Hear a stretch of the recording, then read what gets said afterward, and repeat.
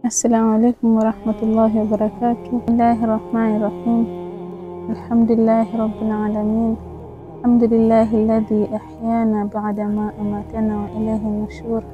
Naitwa Ukhti Najat Abdallah Abed kutoka Chuo Kikuu cha Madrasa Abdurrahman Al-Sumait University kilichopo Chukwani, Zanzibar. Ndugu zangu wa Kiislamu, ninakumbushana juu ya swala zima la kumcha Allah subhanahu wa ta'ala.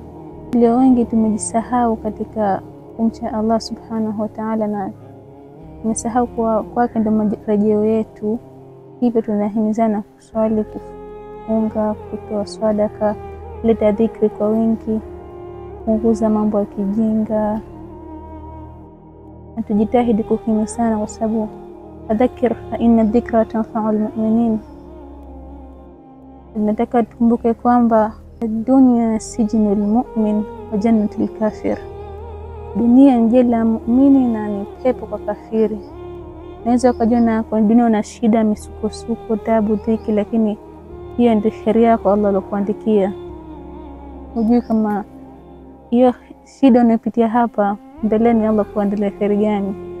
Sasa tunataka tumshukuru Allah wala tusikufuru kwa neema wala mipango aliyotupangia. Asante. Assalamu alaikum warahmatullahi wabarakatuh.